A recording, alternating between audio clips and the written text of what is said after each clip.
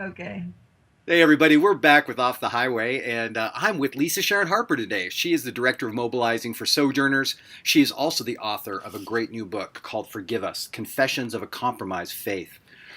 Lisa, I really appreciate your time because I know you have been on a plane an awful lot lately, flying back and forth to Missouri and other places. And just in light of circumstances in Ferguson and Michael Brown and Eric Garner in New York, I would just love to hear you comment to us on maybe something that we as society and maybe the church is missing in regards to these very, very important social issues in our country right now. Well, I thank you for offering me the opportunity to share on that. And I know we have a very short amount of time, so I'll try to boil it down in short form to the largest or most important lesson that I've learned through all of this. I think it really comes down to the question of who we in our society and in our churches, who we actually deem as the most human.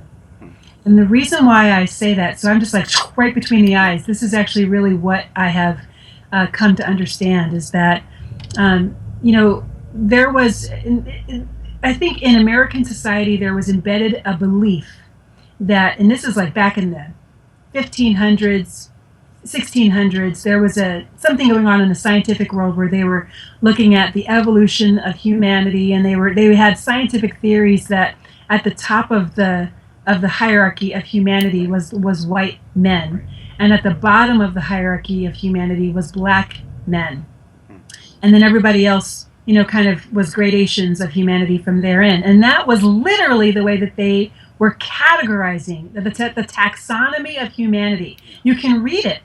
And it goes all the way back to Greek times, the Greek philosophers, but it was really, really crystallized in the time of the Enlightenment period. And then in America, we took that and we codified it into law with the categorizations of slavery and making them race-based in the 1600s. So then you have law that establishes who is human and who is chattel, right? So like my ancestors would have been considered chattel, meaning things to be sold and bought.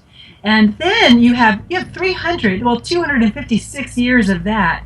And then after slavery, you have Jim Crow, which actually says that, you have the declaration of the Supreme Court that people are separate but equal, that's okay to be separate and equal. And so you have separate drinking fountains, and then you have the attempt to continue to control black bodies in public spaces through Jim Crow segregation in the same way that they did back in slavery times on plantations. And then after the Civil Rights era, you have the Civil Rights Act, which actually said, no, because of the 13th, 14th, 15th Amendments, black folks actually do have rights, and we are going to actually enforce those rights, which is why that was such a big deal, the Civil Rights Act. But even those rights have been whittled down. So I think that what we've seen our systems actually reflect American understanding of blackness and whiteness.